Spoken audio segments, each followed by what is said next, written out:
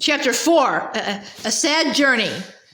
Kirsten liked the Mississippi riverboat the moment she saw it. It was white with a pair of wings painted in bright red on the sides. The boat was named the Red Wing, like the red-winged blackbirds that called to one another along the riverbank. The Red Wing had broad decks and a big paddle wheel. Right away, Kirsten wanted to run upstairs to the wide upper deck. She grabbed Marta's hand, ducked under a rope, and skipped up the steps. But before they were to the top step, a sailor stopped them. They didn't understand his words, but they knew his gesture meant, "Get down!" That evening, as they ate their meal of dried pork and bread, Kirsten asked Papa, "Why can't we go up on the big deck? No one is out there." "That deck is for rich people," Papa said. "If we paid more money, could we go up there?" asked Kirsten. Papa rubbed his forehead. "We only have a little money left, Kirsten, and when we leave this boat, we'll still have to hire a wagon to reach Olaf's farm."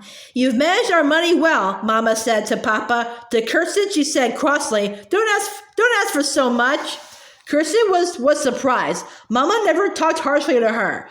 Why was she cross now? Their long trip was almost over. In a few days, they would be at Uncle Olaf's. Kirsten looked closely at her mother. "What's wrong, Mama?" she asked. Mama said softly, "I'm cross because I'm worried. As we boarded the boat, the sailors were bearing a passenger who died of cholera." "Don't worry so," Lars said to Mama. "We won't get sick. Look at us. We're healthy." Lars was right. They were strong for walking beside the wagons on the way to the river and tan from the prairie sun. But Mama didn't smile. "Cholera kills strong ones just like weak ones," she said. "Pray to God that we get safely to Uncle Olaf's." For 2 days, Kirsten and Marta played together on the riverboat. They watched the hawks circling overhead and counted the fish that jumped from the water. But the third morning, Marta wasn't on the small deck where they were allowed to walk. Marta's father was there alone. He stood at the railing, staring straight ahead at the wide brown river. "Where's Marta?" Kirsten asked him. Our Marta's very sick," he said. He gripped the railing so tightly that his knuckles were white with cholera. Kirsten's head buzzed. "Cholera? Last night after supper, Marta had played with her right here on the deck. Last night, Marta was perfectly fine. She couldn't have cholera now. How can she be sick?" Kirsten asked. "She was well yesterday. During the night, she doubled up with a pain in her belly. Now she aches and moans and burns with a fever. The captain made us take her to the sick bay," he said. "Can I go see her?" Marta's father took Kirsten's wrist firmly. "No, Kirsten, you mustn't. You could get sick too. Marta's mother is with her. That's all we can do." But Kirsten had to see Marta. She ran down below the decks to the part of the boat called the sick bay. Marta was there, lying on a straw mat near the entrance. Her knees were drawn up to her chest. Her mouth was open as though she couldn't breathe. When her mother tried to wipe her forehead, Marta trembled and moaned. Her lips were dry and cracked, and her eyelids fluttered. "Marta," Kirsten whispered. She took a step toward her friend, but Marta's mother sent her away. "Go back to your family, Kirsten. It's dangerous for you here. Marta will get better, you'll see." Still, Kirsten stayed near the sick bay until Mama found her. "I looked everywhere for you," Mama said. There's nothing we can do for Marta, not with cholera. You must take care of yourself, Kirsten. Stay close to me. Stay close to me and Papa, please."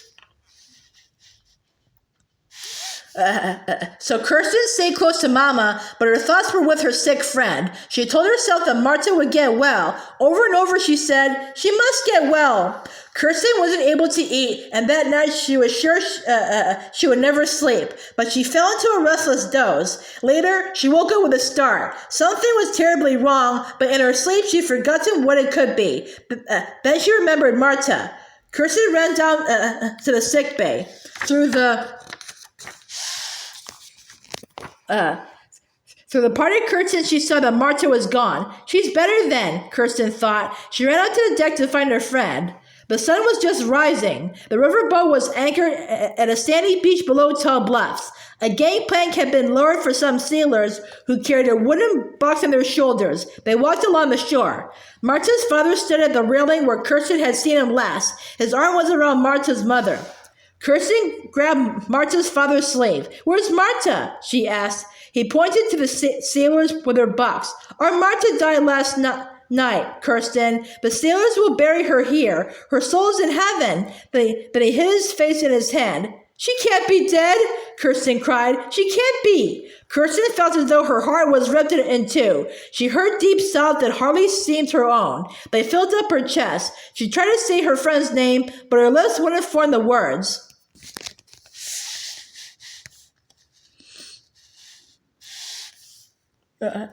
Mama cradled her and said softly, "Let her have her tears."